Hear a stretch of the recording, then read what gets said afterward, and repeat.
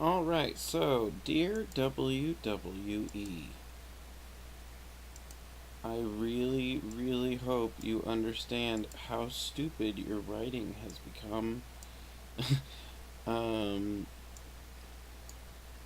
the script is making basically no sense right now. It's pretty obnoxious when you have so much talent and you keep booking things in such terrible ways.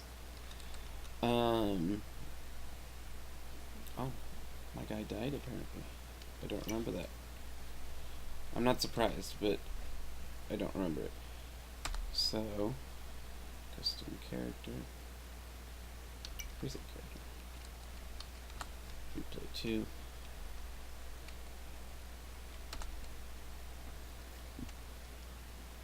But yeah, they've. I mean, when they made the promise that they'd start listening to the fans, no one was going to take it seriously because they've seen this for years.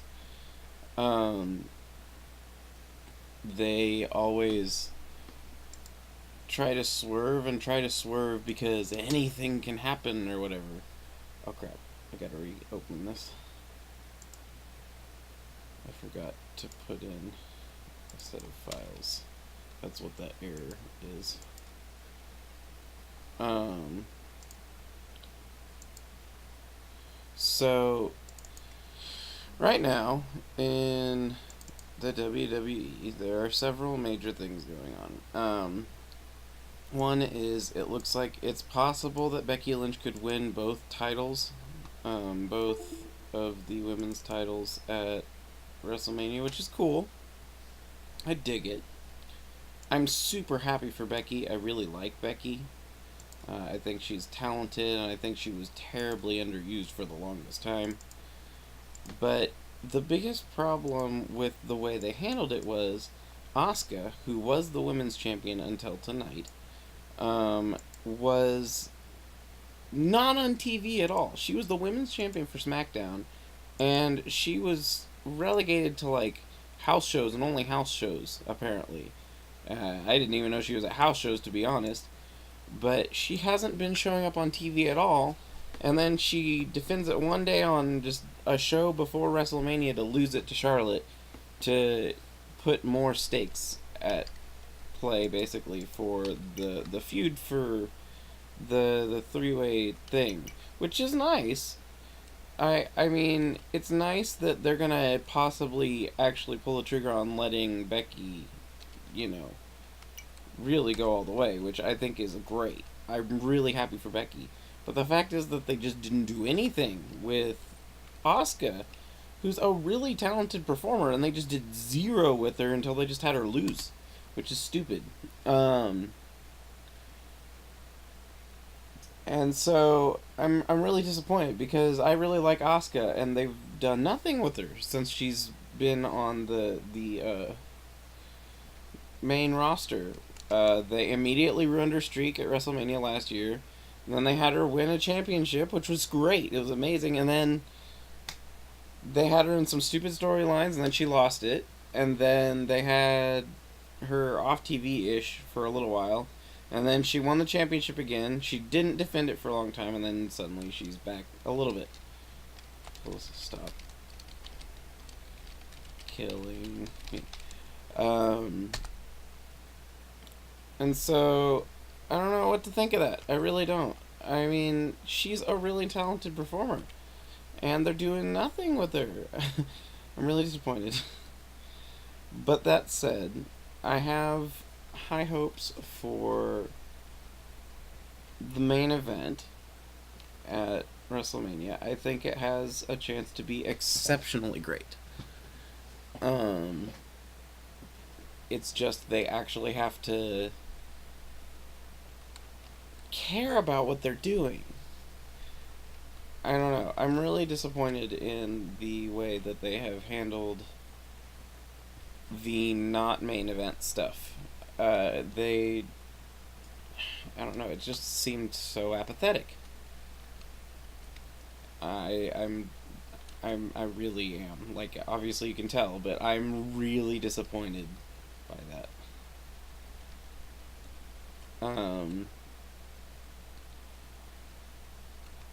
the stuff that they're really pushing into the limelight, they've done pretty good with, except that I think they started things too early, which I think is generally the opinion most of the fans have had, is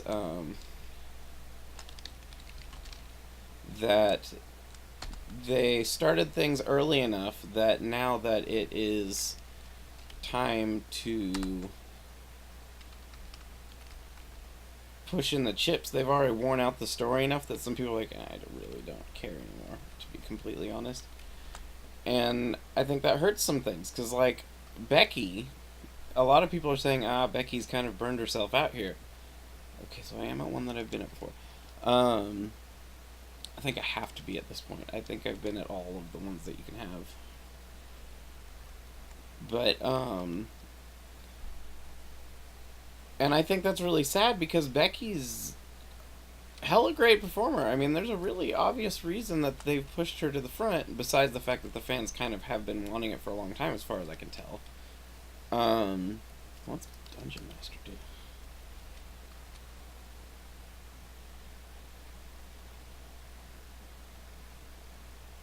Taught you what you need to know. Quick, slightly faster. Penalty for books too. Interesting. But yeah, so I don't think it's hopeless. I really don't. I think that there's plenty of positive that they could, yes, that they could do for it. There really is. There's plenty of good, great stuff that could be done. And they have the talent to do it. If anyone has the talent right now, it's WWE. WWE has some world-class, amazing performers on their show. It's just that they need to actually respect them as much as the fans do. That's the biggest problem, is that they just are shrugging at it, basically. They're like, yeah, we got all these really good performers or whatever, but what of it? And that's mortifying,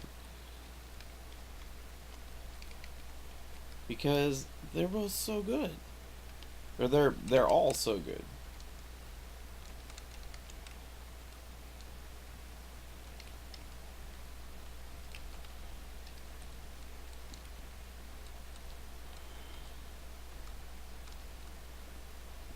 Sorry, I want to get these out of the way real quick.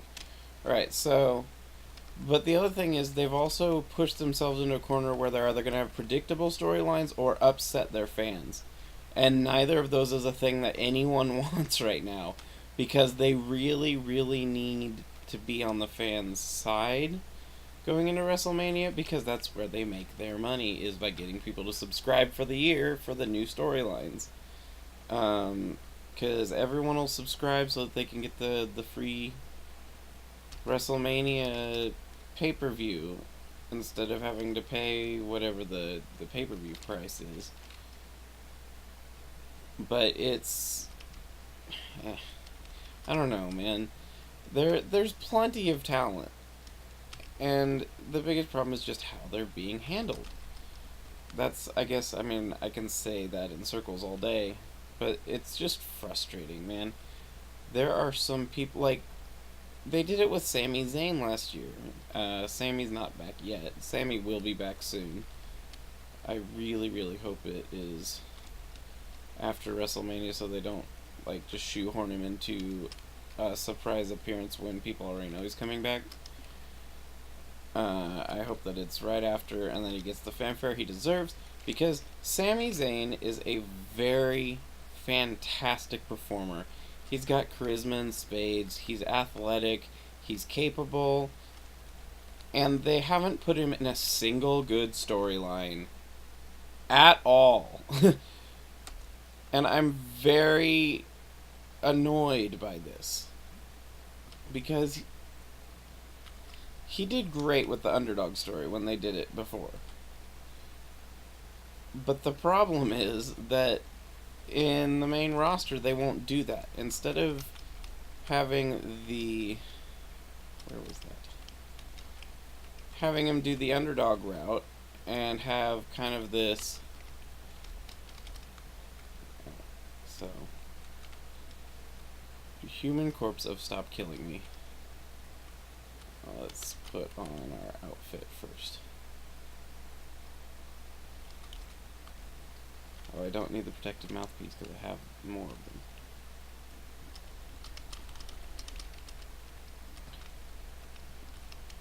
But yeah, there are definitely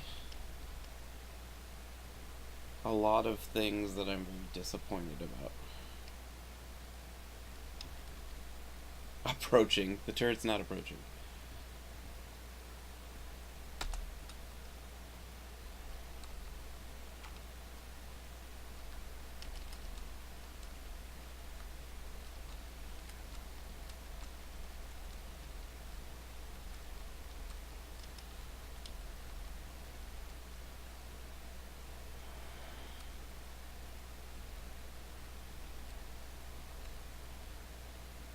See, this is the storyline that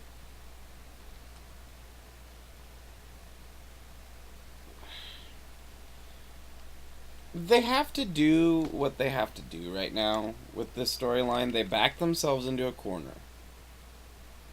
They set themselves up for this situation the way it is right now. And it was a complete fluke. It was really a complete fluke. The whole reason that Kofi is in the main scene right now is because Mustafa Ali got hurt. And it blows. It really, really sucks. It's awful that Mustafa got hurt. I'm sad for Mustafa. But he's done such a great job at what he's doing that it doesn't even matter. He'll get his chance in the future. Kofi's getting old enough that now's the best time for him to get a chance.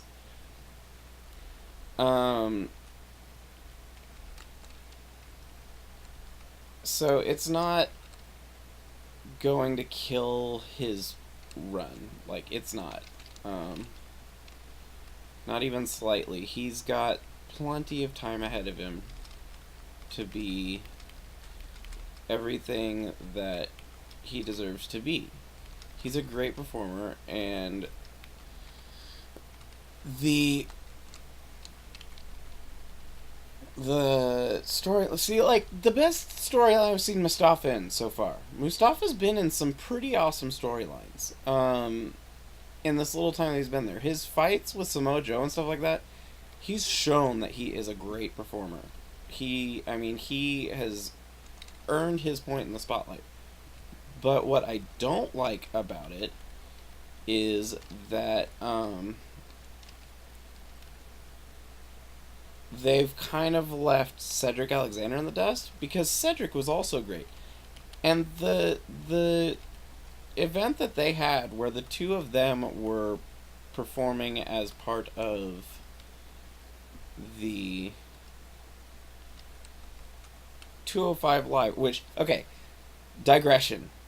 205 Live, I don't care what anybody else says, 205 Live has one of the coolest title belts I've ever seen. The Cruiserweight Championship belt looks spectacular.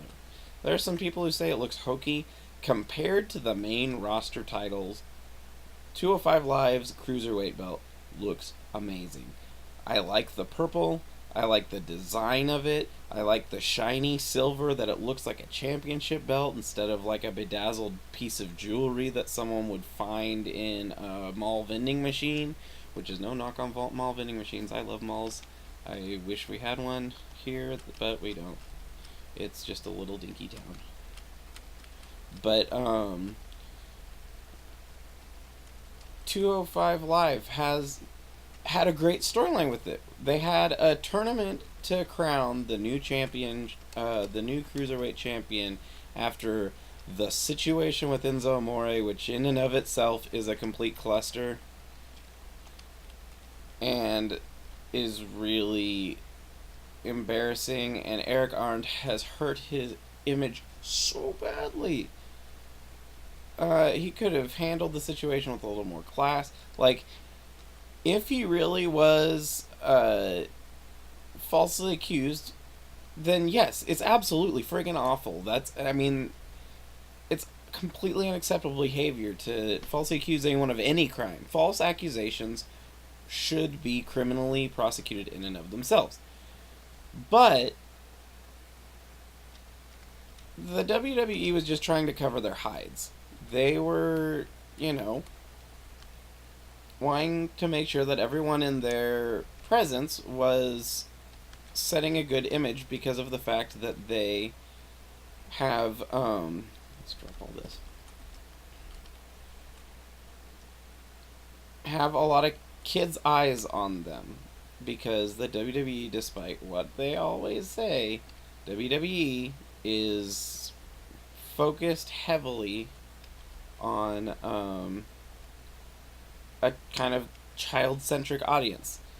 That's part of why there's no blood in wrestling. It's why there's a lot of aspects of wrestling that changed because of the fact that they were trying to keep the focus on something that could be child friendly, because they have a lot of children viewers. Understandable. I can see why they do that, even though I do think that I saw plenty of blood when I was watching wrestling as a kid. I was around during the Attitude Era. Attitude Era, that's fine. There are plenty of criticisms about Attitude Era that make perfect sense why they're legitimate criticisms.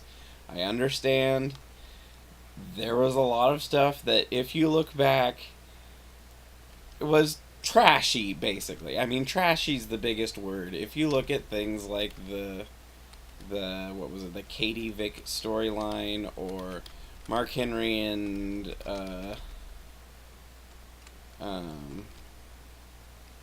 Mae Young, and just some of the storylines were atrocious. I understand exactly why there's criticism of the Attitude Era. It's not this gleaming perfection that some of the angstier fans will have you try and believe. There's plenty of problems, plenty of reasons to criticize the Attitude Era, and I will accept those criticisms just like anyone who's being reasonable about the situation would also accept. Because there was some stupid nonsense that happened during the Attitude Era. There really, really was. And so I understand. There's problems, and that's realistic. So moving forward, it's reasonable. There's plenty of reason to change some of... Oh, I don't need the bag of flour while I'm traveling where I'm traveling. So I can understand why they would want to move forward in some fashions. The question is, will they move forward in a positive way or not? And it's not all bad now. As I've said, they have great talent. They have really, really good, highly respectable, amazing performers with lots of charisma and charm, and they really are... You can't knock them for their, hiring. They hire the best of the best. I mean, they miss out on some because other places find them first. Totally fine. But the biggest problem is they booked them poorly. And the booker... Okay, so the other thing is, I'm not 100% mad at the bookers. Some of the bookers are, trying their best, and they're trying to figure out what they're gonna do, and, they're... I'll drop those. I forgot. You put them here. I'm just going to do that. They're just, spitballing different ideas, basically, and that's fine. take a risk from time to time. It worked great with Kofi. Kofi wasn't the one who was scheduled to do what he did. But he passed with flying colors. People love it. People are really behind Kofi. They could have... But, okay, so here's the thing. I had an idea of what they could have done with Kofi. And it didn't require this corporate Vince nonsense that they've done for weeks now. The corporate Vince BS is stupid and way overplayed the way they're doing it right now. That's not to say that they couldn't have done it a little bit and given it a build, but Daniel Bryan is a phenomenal performer. And all they would have had to do is have Daniel Bryan talk about how, you know, these two gamers and their, you know, big bodyguard friend or whatever, however they wanted to make it sound, so that he sounded like a pretentious D-bag. And they could have made it a heel, and they could have had that feud going for 2 or 3 weeks as reason for why he was going to...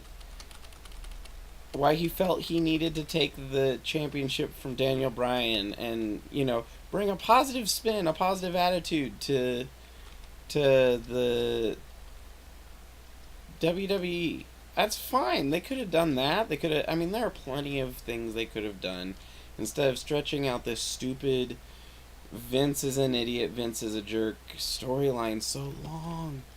Because if they'd have done it once, sure, fine, go for it. The problem is that they didn't go for it once. They've done it 3 weeks in a row, something like that. And they don't need to. Oh, he just got us disqualified because he came out. Okay, just a second. What's gonna happen over here? What's the catch? How are they going to... Oh, but he's not really going to WrestleMania. Because that's... I mean, that's what's gonna happen. Everybody knows what's going to happen with this. It's... If there's one thing that WWE really needs to work on, it's predictable bad.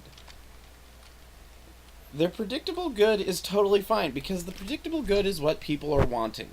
But when they do something that's predictably bad and is...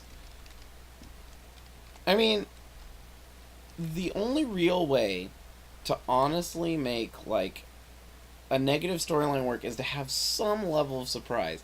If they'd had, you know, Vince pulled the rug out from under him 1 week, and then they had some sort of back locker room, that's what it is, locker room retaliation, or people get mad on behalf of him and do like a tiny version of Daniel Bryan, his storyline, then, you know, big deal.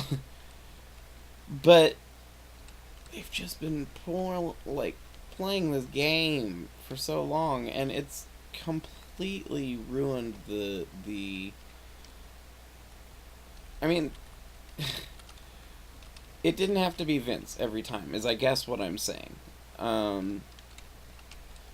They could have had other reasons, or they could have actually started a feud instead of it being a feud with Vince, where Daniel Bryan is the guy. Because, one, it puts Daniel Bryan, the champion, in the back seat, instead of putting a real, like, hero, a real champion versus a real heel, a real bad guy. And I am totally rambling and sound like an idiot. I can tell right now that I just sound like I'm just stringing words together, which I guess is fine, because that's what a freaking Let's Play is. But the way that they've handled it puts the champion in a light where he's second wheel of the situation, third wheel situation, and I don't know. I can't say I expect better from the WWE, because the WWE is fun. The WWE is fun. That's what it is. It's not amazing story writing. It's not trying something new. A lot of times it's playing it safe. And, that's fine. Playing it safe sometimes has its reasoning. And you can be a little predictable. You just don't want to be as predictable as they have been lately. You can't tell the same story for 9 weeks with nothing different happening. The Becky one, they actually did some really clever things, and I'm happy about it. They,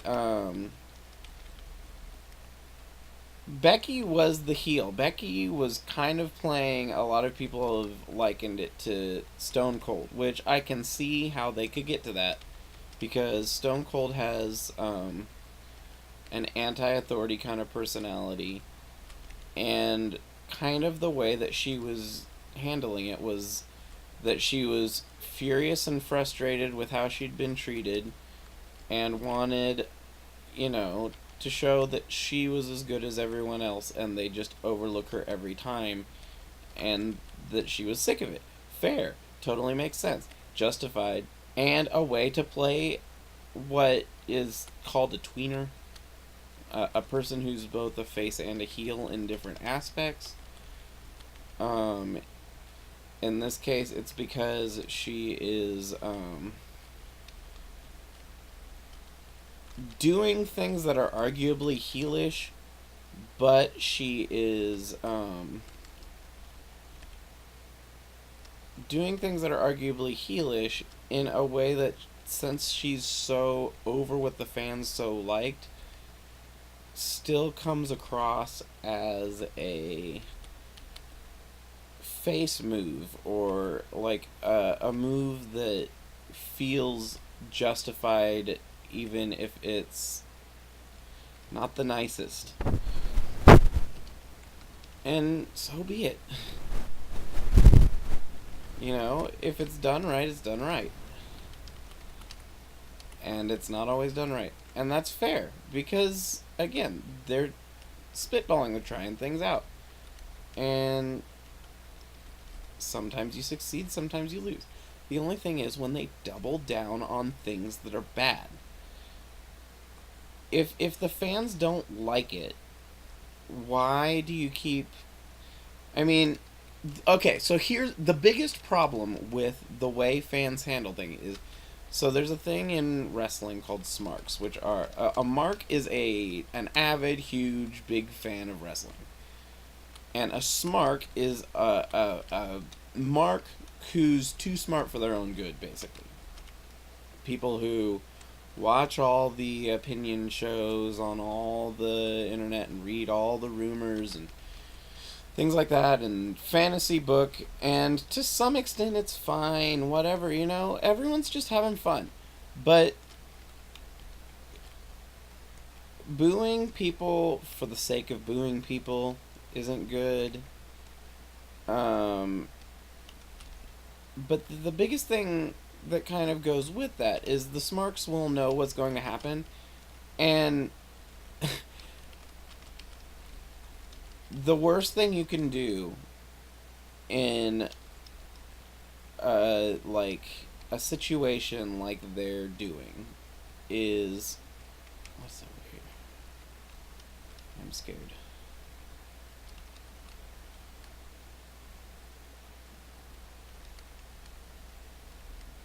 Sorry. The worst thing you can do is boo a face or cheer a heel. But if you convince the higher ups that you don't like it, then sometimes they'll listen, sometimes they won't.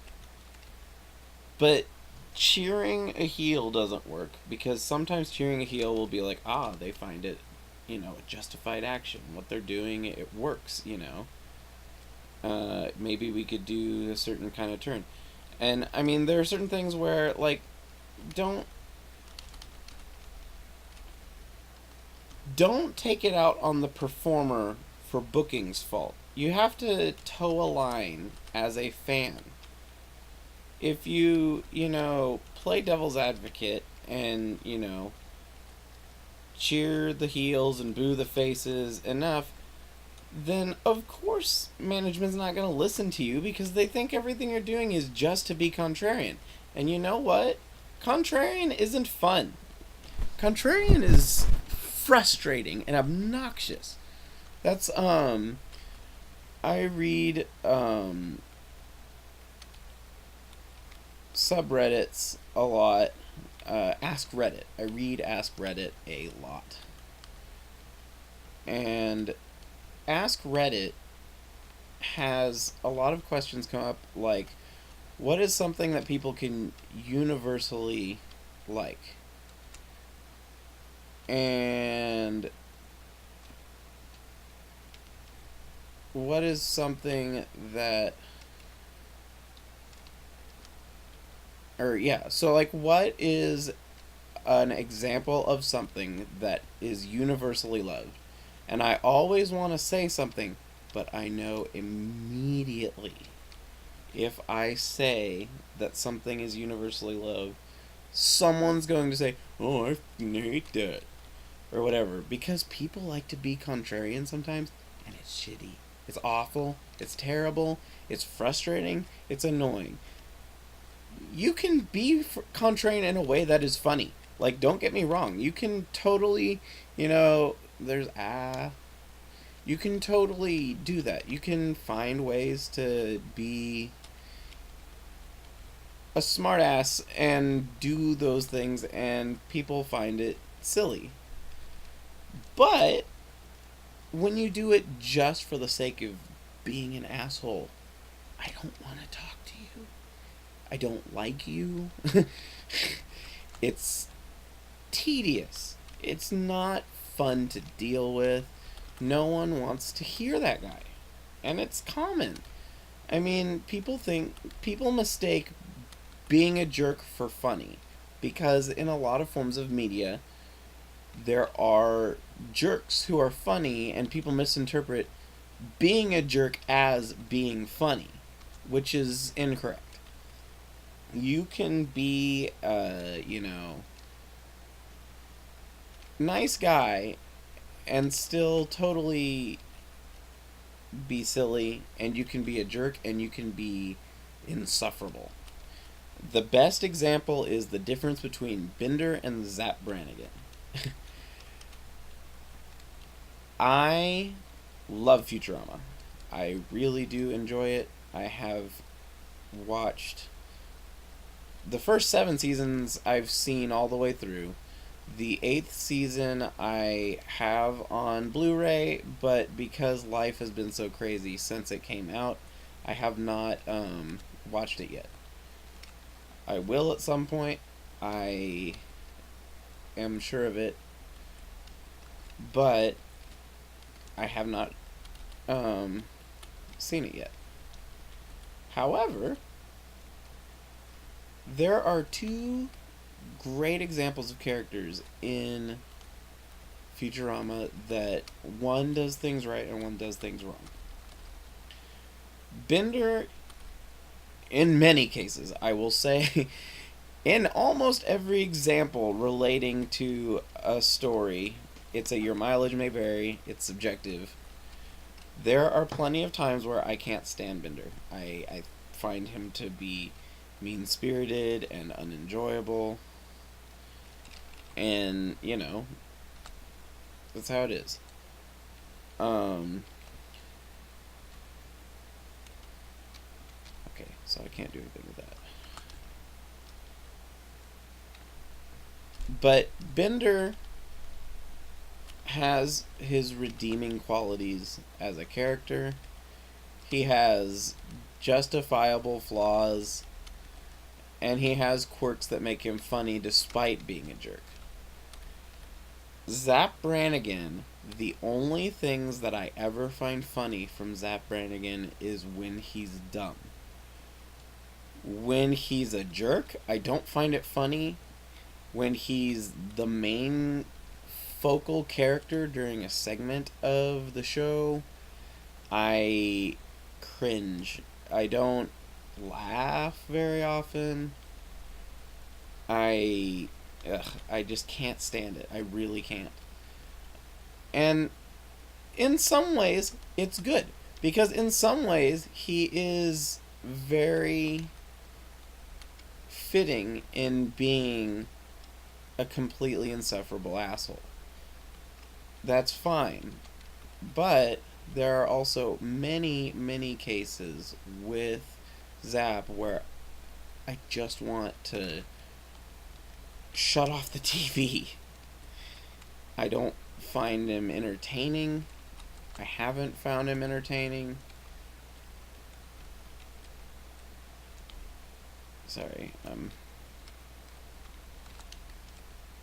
looting. And my brain requires more reading than I can while I am also rambling. But it's the difference between an enjoyable jerk and an unenjoyable jerk that is like my go-to example for the situation. Because I hate Zap. That's the goal. That's what they wanted. They wanted you to think, oh my god, this guy is the most obnoxious person in the history of the world. And they did a good job because he is the most obnoxious person in the history of the show, for sure. There are a lot of people who you don't like in the show. Well, there are a few. Most of them, it's sometimes you like them, sometimes you don't like them. Best example is someone like Zoidberg, where Zoidberg is not my favorite character, but there are scenes where he is really funny. And then there are your ones like Kif, who I can see why someone wouldn't like Kif Kroker. There are definitely reasons I can see would qualify as a justification for not liking Kif Kroker. Because he's passive, he's, you know, kind of bringing some of the things on himself by not standing up to his superior. Fair. Totally legitimate criticisms. I can see where it comes from. You know, that's fine. But for the most part, people like Kif. Because people sympathize with Kif. People know someone like that. People know someone where they're like, oh my god, I can't stand this guy. And sometimes they've had to work for him. You know? Him being subordinate to the most obnoxious character in the show, people can get behind that because they know that feeling. They've, you know, they've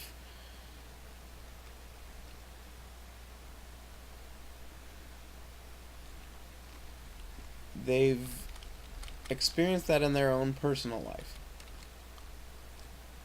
And, you know, so they can get behind someone like Kip. But I can see how someone wouldn't like him, and that's where, again, I think it's unfair to ever say someone is universally loved or hated, because, exactly. But, okay.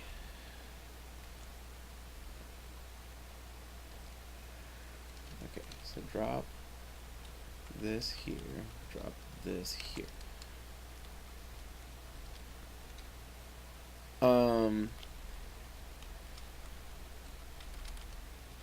And Kif, I believe, is a jerk on a couple of occasions. It's not a show where anyone's really innocent. It's not so bleak a show as Rick and Morty. Rick and Morty has a lot more of a cynical outlook on humans in general. From what I understand, it has... I can't think of a good example. Like, I used to think apparently BoJack Horseman was similar in its misanthropic opinion of people, but apparently that's not true. I haven't seen it, so I don't know. I've been told it's a great show. I will believe them on that. The people who have told me that, that's fair. I just haven't seen it. So I don't know.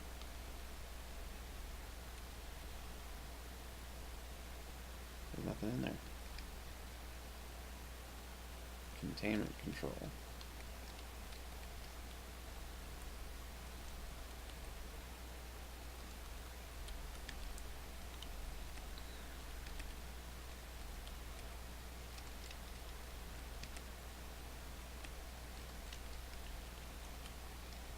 Again, sorry.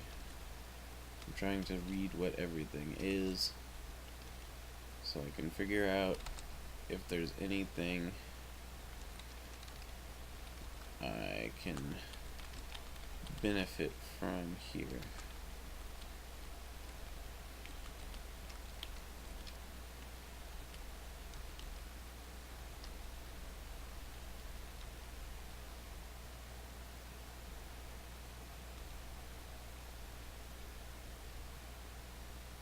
What's that? A mini.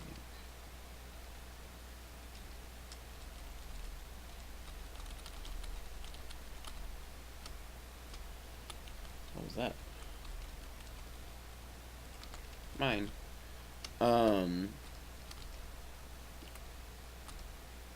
Futurama was a complete digression.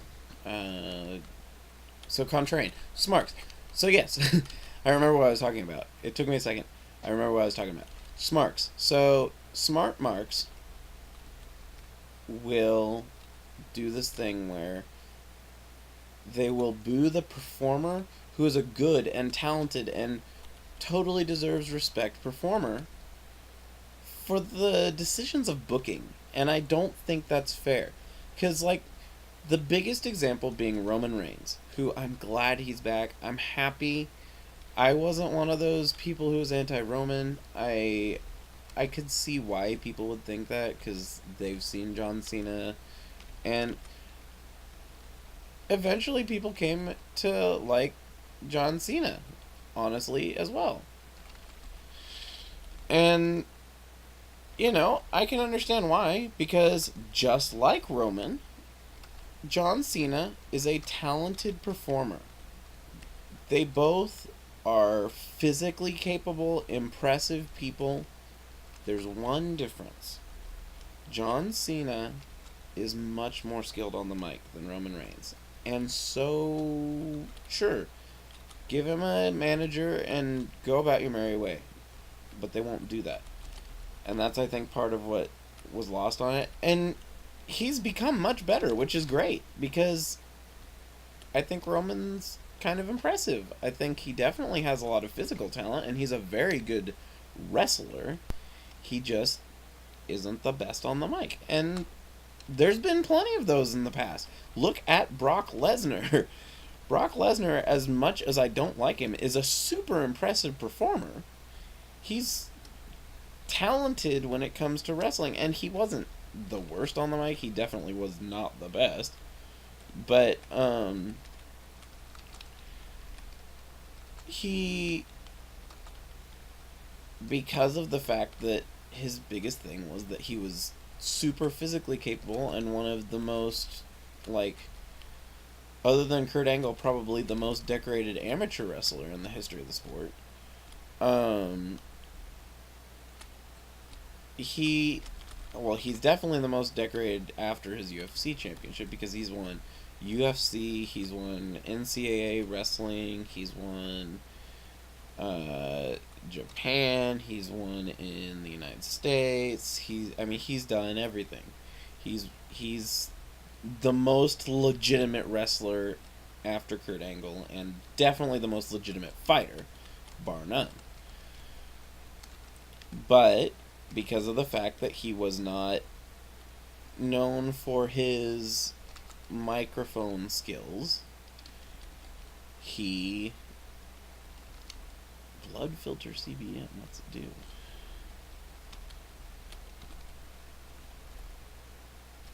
But since he was not known for his microphone skills, they gave him a manager. He's been with Paul Heyman. I think he was always with Paul Heyman. He might have had other people, but I think he's always been with Paul Heyman.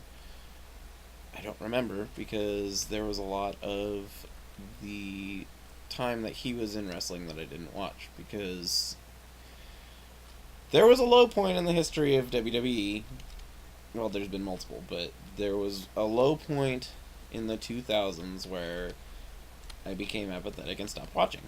And it apparently wasn't just me.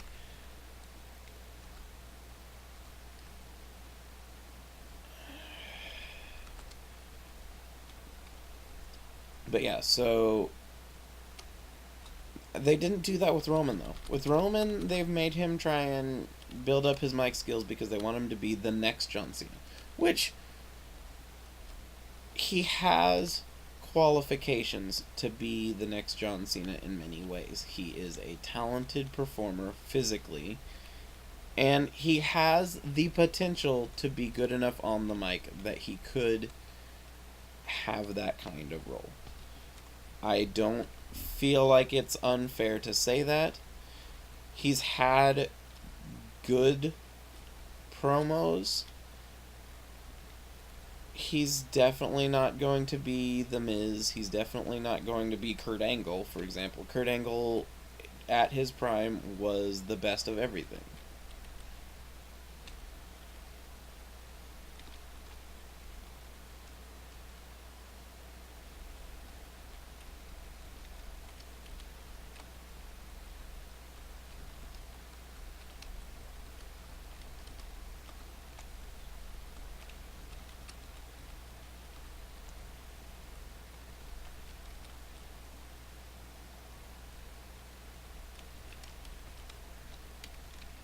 But yeah, so it's not fair to do what the Smarks did to sorry, I'm trying to spell out N-O here. The thing that they did was they booed the wrestler for the writer, the mistakes of the writer. No one should have ever done a sufferin' succotash son promo. It was atrocious. It's a mortifying blot on the history of WWE programming. It was so cringeworthy. It didn't sound clever. It was awful. It really was. And again, you win some, you lose some. As much as I want to say that in the general, I can't. It was a terrible promo. It was awful. You need to go watch it. You definitely need to watch it because it's hilariously bad. But I will tell you right now, it's not Roman Reigns' fault that that was so bad. He was told to read off that promo from a script until he had it in the back of his mind exactly as that. And everyone who watched it's like, ooh, that's terrible. Because it is terrible. It's bad. But it's not Roman Reigns' fault. Because at the time that that happened, and really for like the last maybe 10, possibly even 15 years, I can't say that for sure because, again, there's a big gap where I didn't watch. The WWE won't let performers ad-lib anything at all. If the performers ad-lib, sometimes they're even fined for it, which is awful because when you read someone else's Sufferin' Succotash promo and you have to make it your own, you can't make it your own. Because I'm almost certain that Roman Reigns, when he started looking at this, was like, I have to read that? And yes, he did have to read that. And everyone is worse for it. Except for the people who are looking for cringe compilations on the internet. Because it's that bad, guys. It's that bad. If you've never seen it, go watch the Sufferin' Succotash promo. It really is that level of top-notch, uncomfortable, cringeworthy, terrible bad.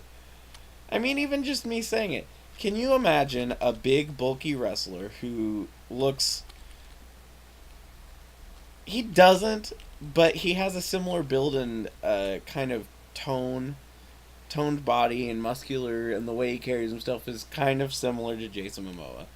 They're definitely different. They definitely look different. I'm not saying that they look like the same person because they don't. There are traits though that remind me of one another on them. In the same way that I would say that I thought it was kind of funny they paired Sean Stasiak and Brock Lesnar together at one point because I thought they both kind of looked like just the general meathead kind of same guy, even though apparently Brock's decently smart. I don't know. But and Sean Stasiak might be decently smart. He got out of the wrestling business after everyone started booking him terribly, so that seems like a decently smart thing to do. But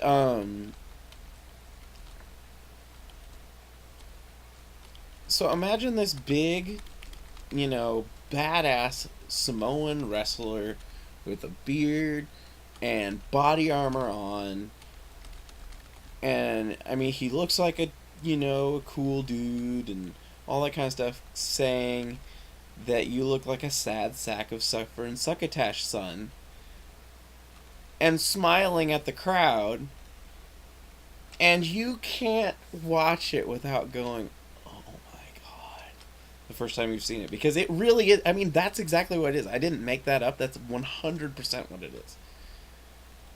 And it really is that bad. It's terrible. It's awful.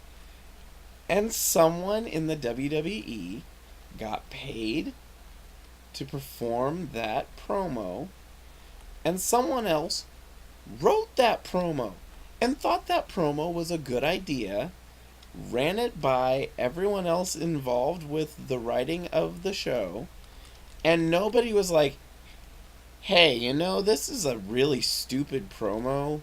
Maybe we should go back to the drawing board. Um,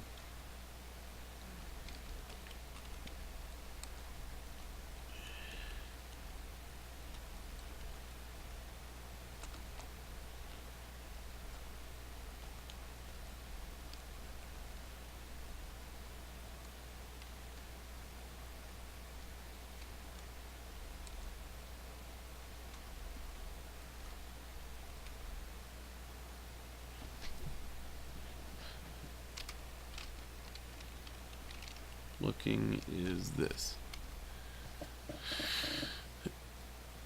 This is an NPC? No. It is...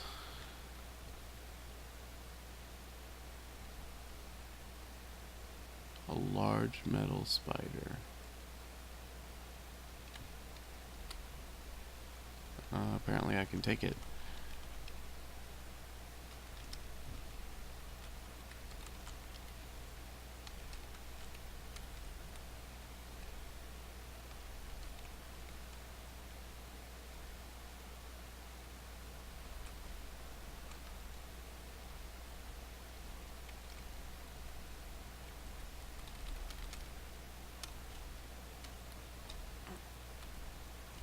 But yeah, so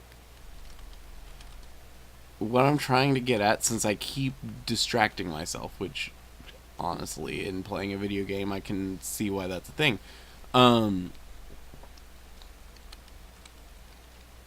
They booed the wrong person. They didn't complain about the writers at the time. And even in the aftermath of the absolutely terrible promo and the absolutely terrible booking decisions, theater access control, they continued to criticize Roman as if Roman were a bad performer, and he's not. He's not a terrible performer. He's not a bad performer. I don't even think it's fair to say he's just decent. He really is good. He really is capable. He really deserves respect. He's apparently really respected backstage. People really look up to him. They think that he's a decent and nice guy. He seems really friendly in general. And I think that it is 100% unfair to talk about him as if it's his fault that they told him he had to speak like that. I think it's a classic case of kind of fanfic writer entitlement, I guess I'll say. I've written fan fiction, and my fan fiction I actually scripted to fit the story as opposed to expecting the story to fit my opinions on the show. But I, sorry, I'm trying to read and do this at the same time. Again, I'm bad at this. I might learn one day, but right now I'm not very good at it. But in doing it, I've encountered, especially like bad fan fiction writers. If you look at My Immortal, for example, if you want to go, there are plenty of people who've read My Immortal. I will not do it. I don't have the wherewithal to read My Immortal. I don't have the patience. I don't have the mental fortitude to read My Immortal. I find it a classic. If you haven't ever experienced My Immortal, you should experience enough of it to at least go, oh my god, I can't take anymore. And I could totally understand why you would get that way, because I got that way. It's not good. It's the Suffer and Succotash promo of the fan fiction writing universe. But the thing I was going to say about it is there's a certain level of entitlement that comes with that type of writing, where you have these people who think they're infallible in their performance. A lot of people start there. It's not a thing to be embarrassed about if you change. There are plenty of people who started by writing atrocious fan fiction and became, decent writers. At least I would imagine. I can say that I was one of them. When I started, I was bad at taking criticism. When I started, I was... Is it just Ash?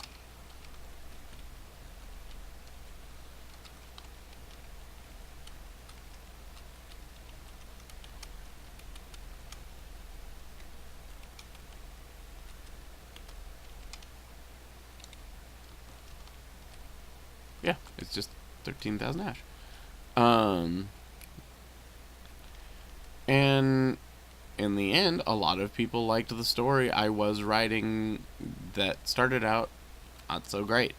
I think that's true of a lot of people. They're things they pour their heart and soul into that they're super proud of, and they don't want to take criticism, and you can either learn to take criticism and be like what ended up with me, where it ended up becoming a pretty decent one in the end. Or you can, do like other people and continue writing something that is cringeworthy and never do anything to fix it. And it'll stay bad, and you'll be... Oh, I failed, apparently. And you'll be on a cringe video list down the line, which is a real possibility for people, and you know what? It happens. If you don't listen to criticism, then you're at risk of making something that really is that bad. And it can be that bad. I'm not at all saying that it's unfounded, because it totally can happen. It can really be that awfully bad.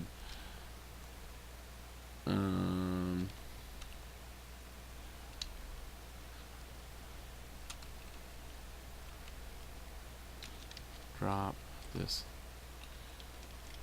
How much space do I have right now? I only have 5. Why do I only have 5? What am I carrying around that's so big and bulky? Crowbar, matchbooks, toolbox, wood axe. It's not those. That'll eventually go away. Box of brownies. What am I carrying that's taking up so much space?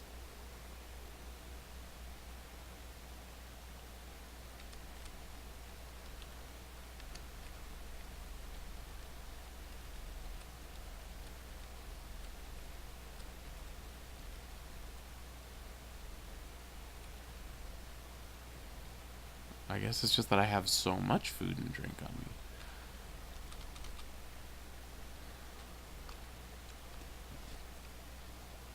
Let's just leave them there for now. So where was I going with this? Redundant.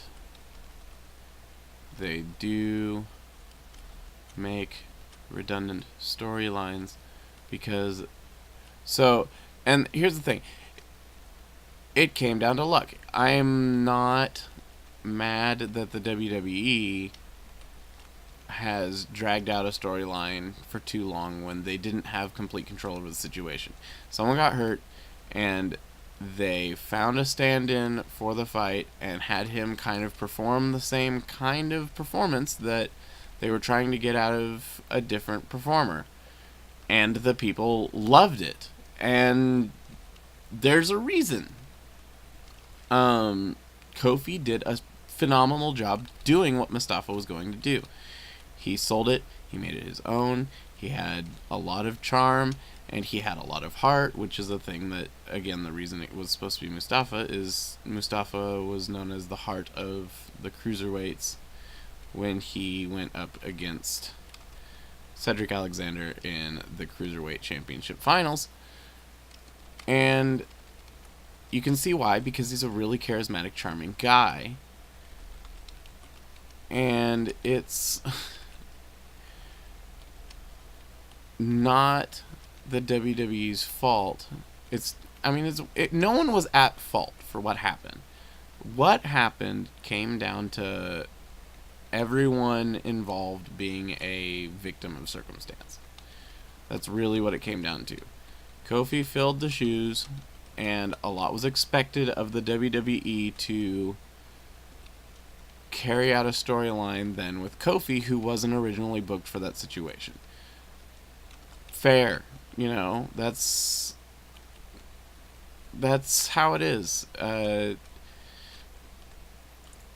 And the better part was, and I really appreciate it, they listened to the fans on this one. The fans had a lot of support for Kofi. And the WWE went, hey, you know what? Maybe we just accidentally discovered a gold mine here. And so they wanted to cash in on Kofi's newfound respect. And they did it by repeating another storyline. And that I do criticize them for. They were already doing the same exact thing with Becky Lynch. Which is disappointing, because if they had just done it with Becky, fine. They can do that storyline, although the Becky... which is another victim of circumstance situation. Apparently, going way back, the whole idea was to have Charlotte versus Ronda as the big main event that everyone was supposed to look forward to, and was supposed to be this big deal main event at WrestleMania, first females to main event WrestleMania. And I'm happy for that. This year is going to be the first year that females represent or main event WrestleMania. That's, oh, there's a lighter here too. I'll take the lighter. Um, it's probably been a long time coming, but here's my opinion on all of that. The main event is going to be what draws the most attention, and if they don't have any women who are drawing the most attention, then there's not going to be women in the main event of WrestleMania. So be it. That's how business works, unfortunately. I can't, I'm all for equality, and that's why I'm so happy that, these three women are going to be main eventing WrestleMania. Because they all deserve it. A lot of people, and this is the same example. Charlotte is kind of handpicked as the savior of the women's division by the company. The company sees her as the be-all, end-all wrestler, and there's a reason. She's a great performer. She's a pedigree of a very well-known wrestling family. She is a great talker on the mic. She has a lot, of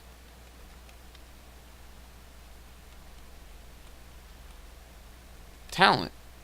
So I can't knock her for being hand selected. One, it's not her fault that she was hand selected and someone else won the heart of the fans. That's just how it goes sometimes. And the problem is the WWE fans are booing Charlotte for things that aren't her fault. It's the same situation again. You have Charlotte Flair, who is talented and who does deserve to main event WrestleMania because she's great and capable. She really, really is. She's not just Ric Flair's child. And if anyone says that, they're kidding themselves. She really, really is an amazing performer, and she deserves the respect that she has earned. But the WWE booked her to do it a year or two too late. Charlotte works best as a heel. She doesn't have to. She's done a good job as a face. I don't think she's terrible as a face. I think that the problem is she's so good. She has the Miz and the Alexa Bliss syndrome going on.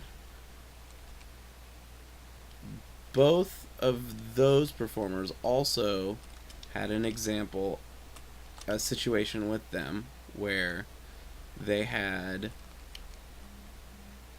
such a good performance as a heel that it's hard to book them as a face. They're trying right now with Miz, and I actually believe he's doing a great job. They had the storyline work out just right. I can go into that later because I do have thoughts about the Shane McMahon versus Miz experiment. It's not as bad as I think people were expecting it to be, which is good. The thing, though, is Charlotte's in that same boat. She's so good at playing an aggravating, exhaustingly bad heel, which is actually also a problem, which I'll get into later if I remember. Knowing me, I may not, and if so, I'm sorry, because I do have thoughts on that, and if you're interested, ask me about it, and I'll elaborate later, I suppose. Look at all these centrifuges.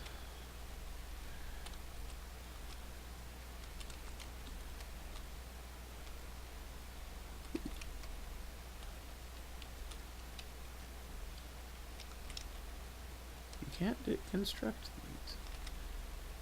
Can you break them? Yes, you can.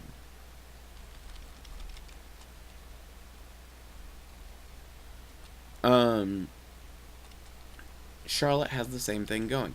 And it goes back to how they booked her originally. They did originally book her very heavily as, this is Ric Flair's child, and we're picking her because she's Ric Flair's child, and Ric Flair is this iconic character, so obviously she's got to be just as good.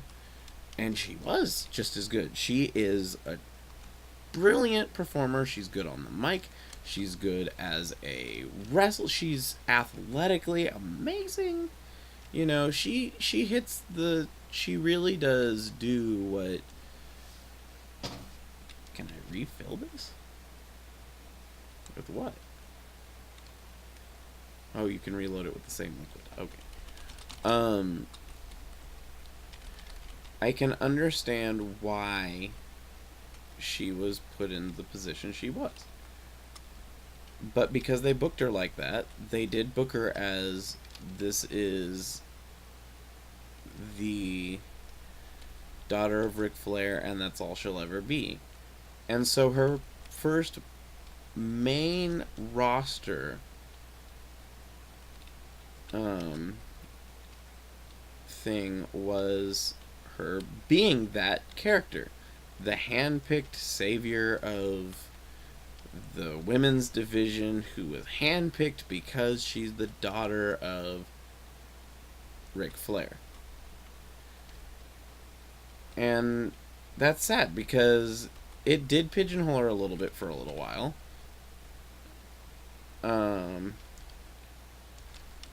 There was plenty of time where that's kind of all she was Ric Flair's daughter. And so when they did her for, I guess that was what I was trying to say, was they did one of her heel turns was her saying, I don't need to be known as just the daughter of Ric Flair. I am Charlotte. And I am also a talented individual despite Ric Flair. And the heel turn was her saying she didn't need Ric Flair. And she did the heel part great. She came across as an entitled, prideful, arrogant person who you wanted to hate because Ric Flair was this charming older man at that point. And yes, he was also a heel. I mean, he was.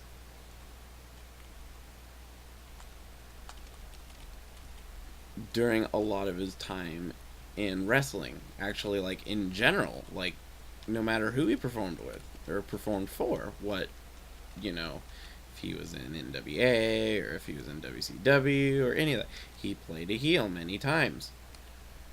And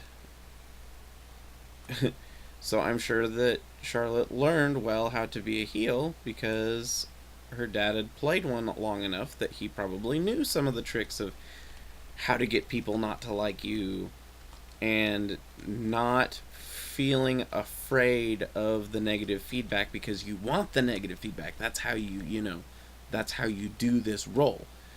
And so she's a natural at it and she did a great job. The problem is it's hurt her being a face, and I think that has made the company timid to book her as a face.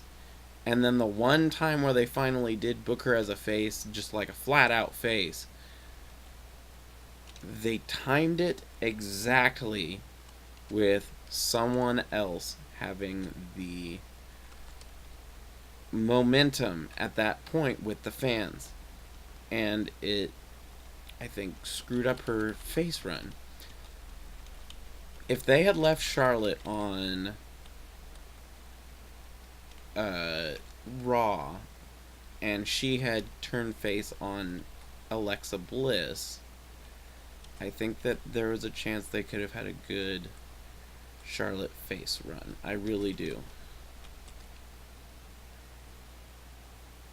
Is this peak? What's peak?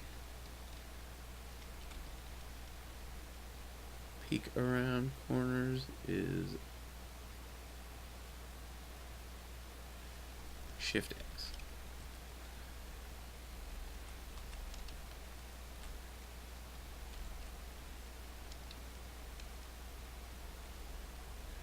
But, so, the biggest problem is, what is this?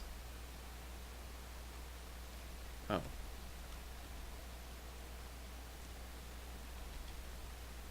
So they burn people alive in here, I suppose.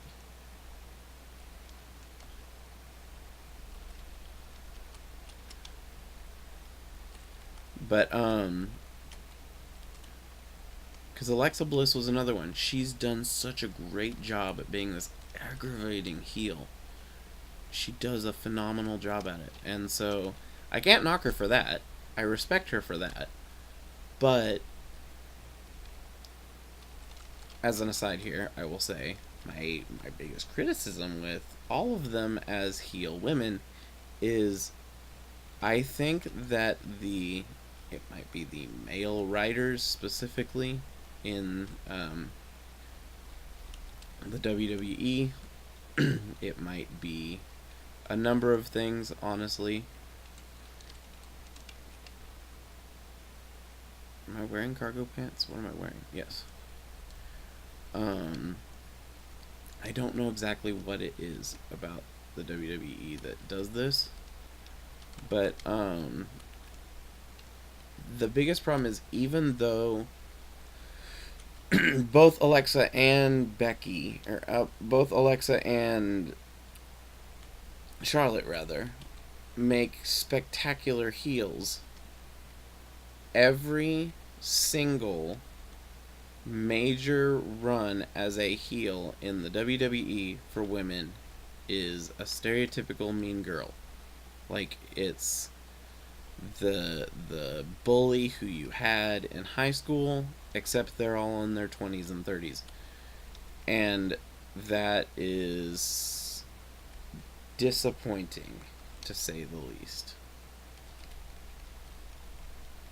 Because there's a lot more that one could expect from those performers.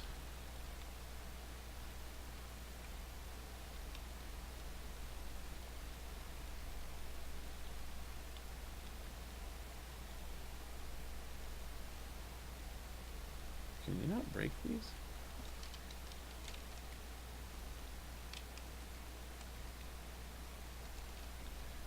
I guess you can't even break them.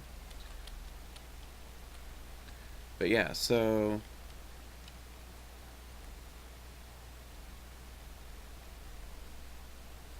teleporter.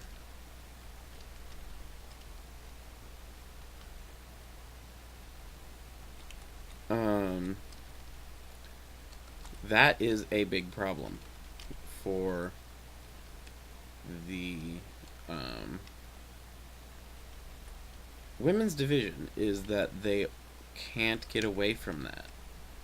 And I think that's pretty disappointing because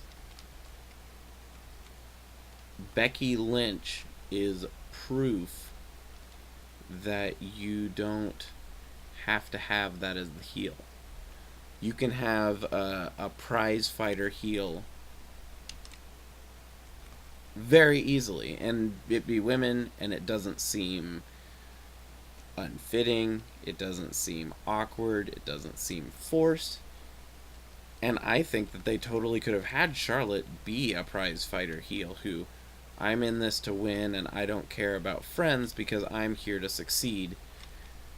And they don't need to relish in it, they just need to go out and be intimidating, and that's all they need to do.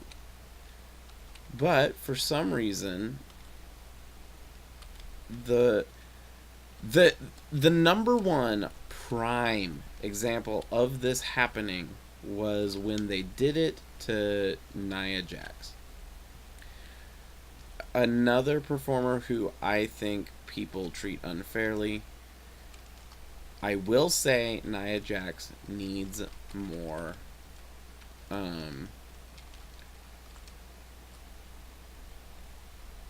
training on how to be safe.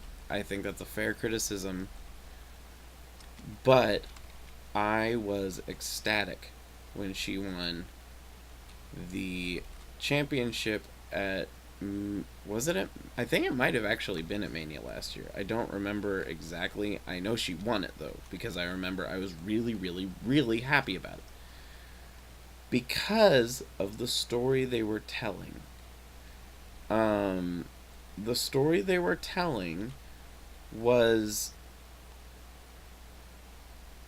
unfortunately, it was the stereotypical mean girl story. It was that you had this meanie Alexa Bliss picking on this woman who is more heavily built. She is not as slim of a performer, and they were making fun of her weight, and they were picking on her, and you could not in this day and age have let that story end with Nia Jax losing. If you had, there would have been a big backlash online. Now, the biggest problem is that the story that it still kind of tells is that it's okay to solve abuse with violence, which is not the best story. I will gladly I will accept that criticism because I made that criticism at the time as well. I thought it was a little bit suspect that that was the only way in wrestling you were going to be able to get that payoff. There was nothing that could have been done to stop that, unfortunately. But, that said, the ending to that storyline was good. I was really happy for Nia Jax winning. I was proud that she got to hold the title. I thought it meant something symbolically. And I feel like, honestly, it didn't seem that ham-fisted. I think that Alexa did a good job of playing the mean girl the way she did. I think that she did a convincing job, but they did one huge, frustrating mistake. And it goes back to a criticism that I have of people online with another wrestler, actually. Because, again, it's the writer's fault, not the wrestler. Paul White, who plays a wrestler called The Big Show, is a really pretty decent performer, especially for his size. And when he was younger, he was very impressive as a performer. He could apparently do a moonsault, which for someone who weighed as much as he did and someone as tall as he was is mind-boggling. I don't know how, although Brock Lesnar could do it as well, and again, I don't know how. They both seem like they are heavy enough physically with as much muscle as they have that I don't know how one could even begin to attempt to consider trying to do a standing moonsault off the top turnbuckle. It just seems insane to even consider. Gee, I weigh over 400 pounds with all of the muscle in my body. Let me heave myself into a really impressive and complicated backflip.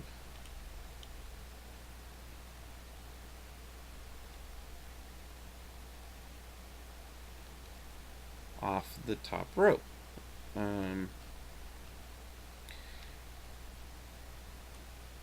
Again, don't get me wrong, it was definitely amazing that he could do that in his prime.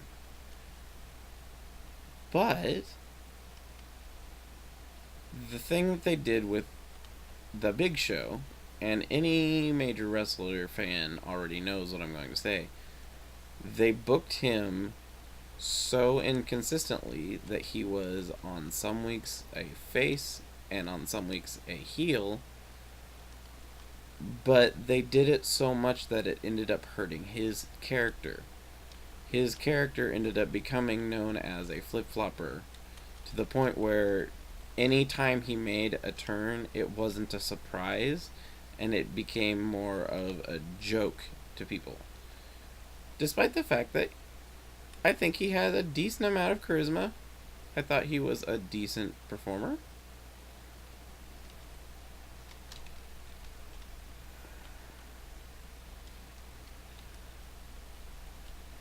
And I think that the mocking him in and of itself seems more than a little bit unfounded and unfair.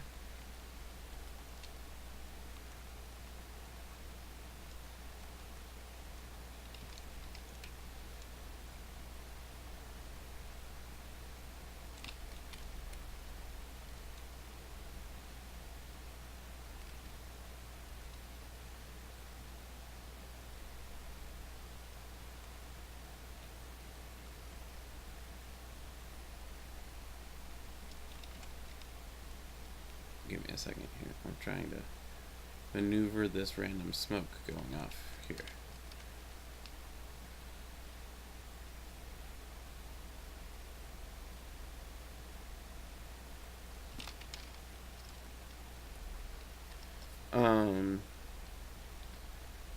But yeah, so he ended up becoming a joke, despite the fact that I think that he was a talented performer. I actually have his autograph. I respect him, and I wouldn't be surprised if one day he goes into the Hall of Fame. Inventory. Do I have one of those masks with me? If not, I can go get one.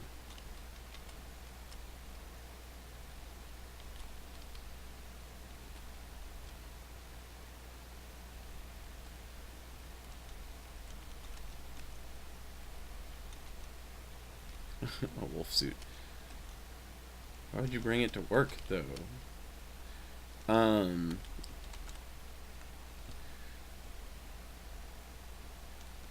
But that's what they did with Nia. Anyway, sorry.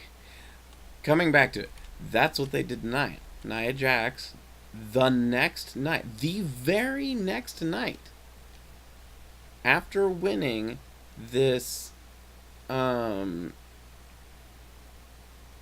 championship and beating the bully, and everyone,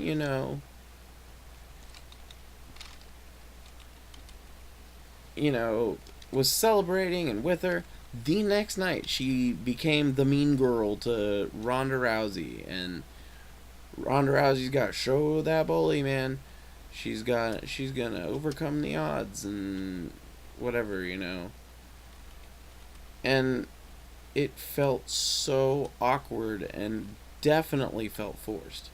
It was uncomfortably bad, and from a storyline perspective, felt moronic because she was literally being the bully the next night after being bullied, and it was insulting that was the best idea they could come up with to try and get Ronda over, because they didn't have to do that. There were plenty of other ways they could have gotten Ronda Rousey into the title scene without having her turning the person who just got over being bullied into the bully the next night. They probably could have even still had that if they had given it a little time. That's really all it might have taken, and it would have possibly worked just fine. But by doing it the next night, it obliterated the story they were telling with Nia's character. And I was really sad that there was no time to celebrate Nia's victory before they immediately upturned the story into what they did. I felt like that was the first time they really slighted Nia on TV. Now, her becoming a heel was fine. How she became a heel was the problem. And when she became the heel was the problem. There were plenty of ways they honestly could have still had her turn on the fans, and it would have been fine if they had waited and if the story they had told better lent itself to. How many times am I going to forget to get the gas masks out of the upstairs room? Had better lend itself to doing it. I still think that it would have been fine if they had put her in that situation.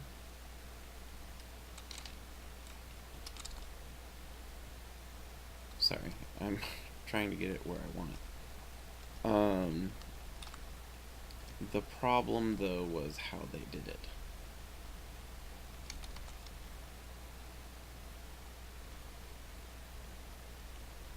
Okay, so that won't work, apparently.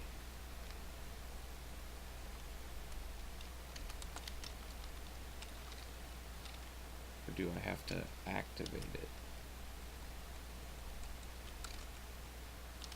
Oh, that's what the problem is.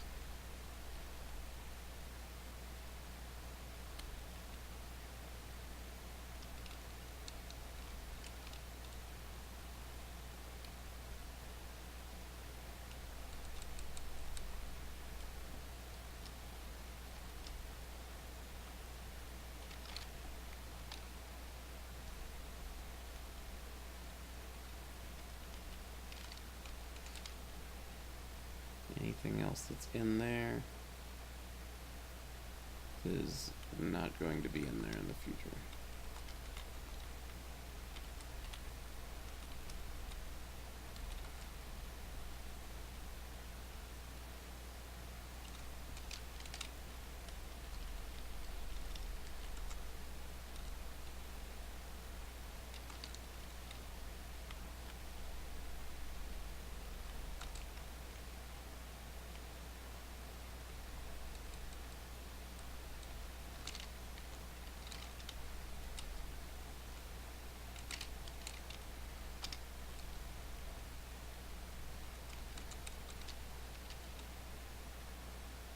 Oh, it's a cartridge.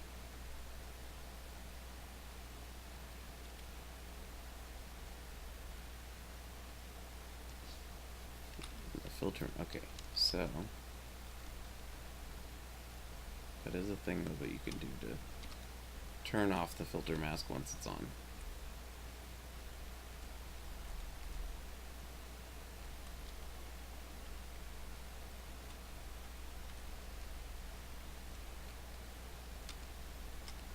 So there wasn't anything through there, though.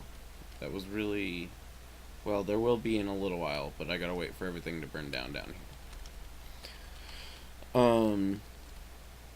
Let's see, are there any other storylines that were wholly disappointing recently that goes against their idea they've had of listening to the fans? Like, don't get me wrong.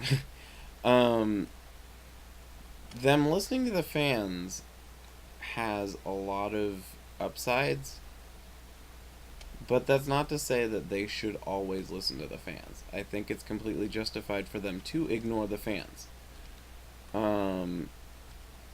They're telling you a story. They don't owe you anything inherently. And so I can see why they don't feel an obligation necessarily to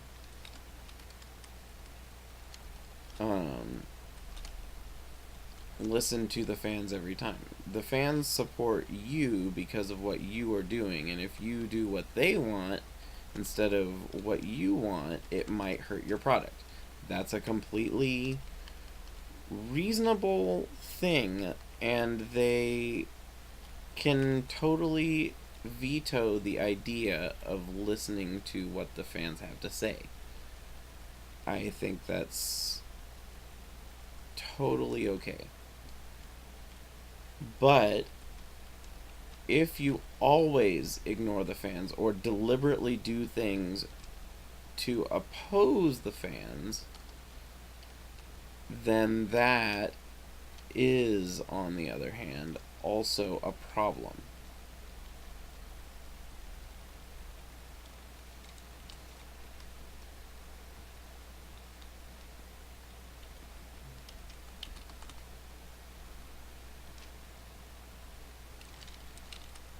Hammer wield.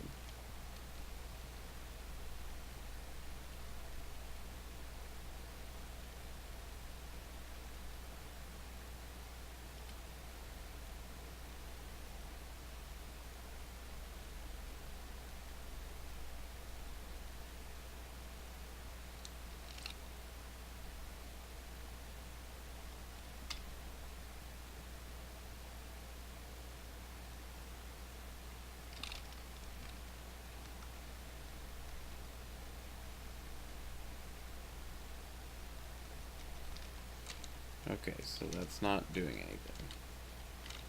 So you can't do anything to a broken generator currently either.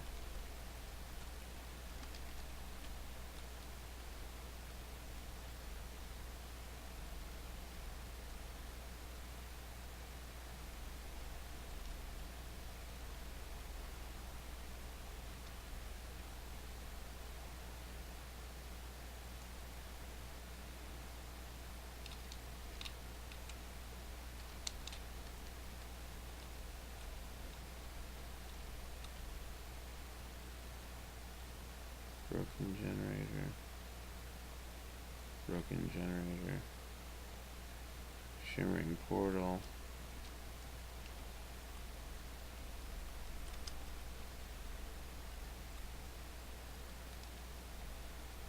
Broken console. I don't need to be that close.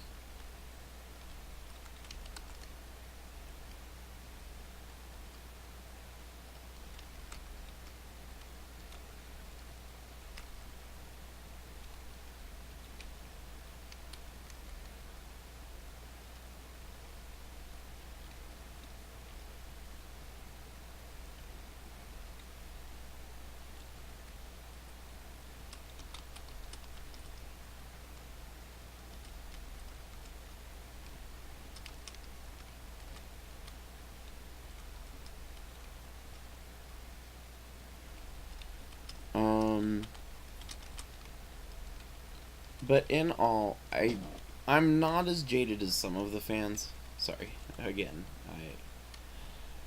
that is going to happen with these, where I'm on my own, is there's a very good chance that there will be huge chunks of silence even when I'm in the middle of talking, because I'm not the best at focusing while talking. I'm really impressed by people who can do it, and sometimes I can do it okay. It really depends. When I'm reading or thinking, or especially in this case where I'm also in danger and I don't necessarily know what I'm doing, there's a real possibility of me getting lost in my head. It's probably kind of stupid sounding to everyone who's watching, but it's not as easy to think and talk at the same time as one might consider for how mundane those two actions seem. But yeah, so I'm not as jaded as others are that I have seen.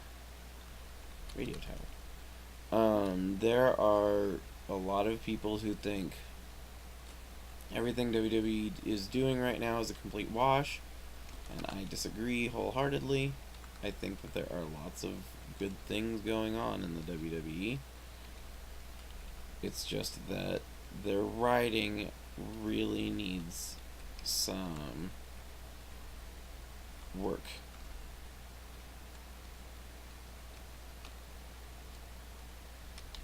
There are certainly things which could be better in the WWE.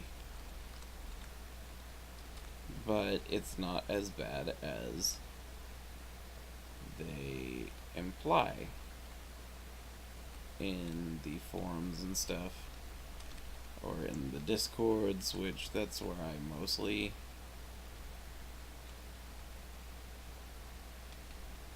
get my opinions from and hear the opinions of others from, is... Where am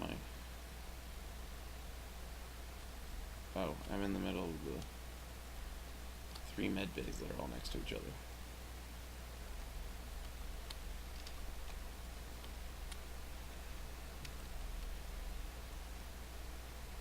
There are plenty of opportunities for the storylines to still be enjoyable. I'm kind of in the Simon Miller camp on that. I think that if we let the WWE be creative, there are potentials that... wait, where does this go then?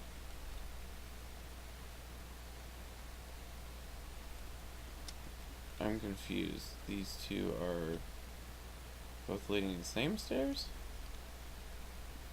I might be off just a little bit. Oh hey, it's one of those weird rooms with the wall in the middle of the doorway.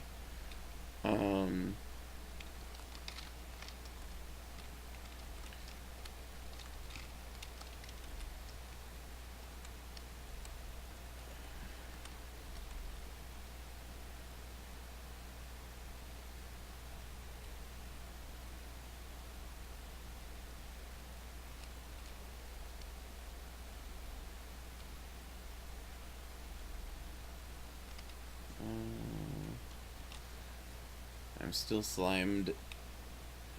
I'm irradiated. I might have to go use one of those Prussian blue tablets.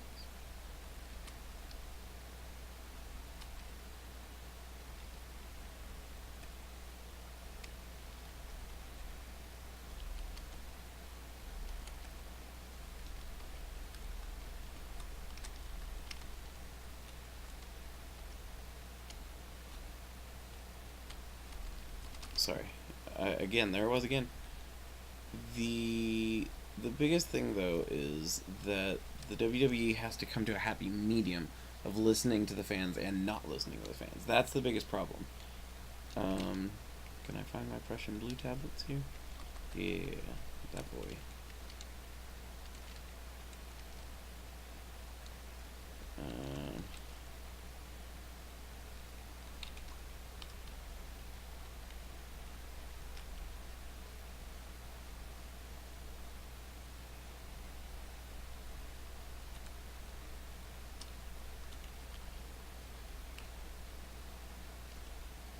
I don't have any of the... Oh yeah, I have potassium iodide as well.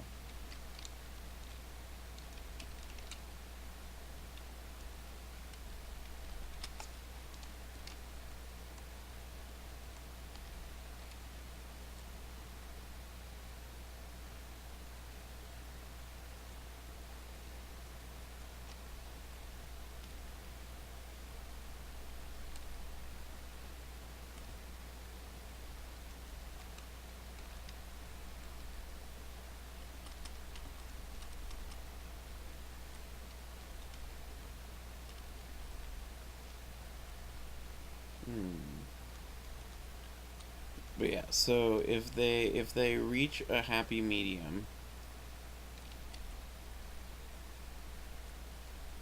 then they won't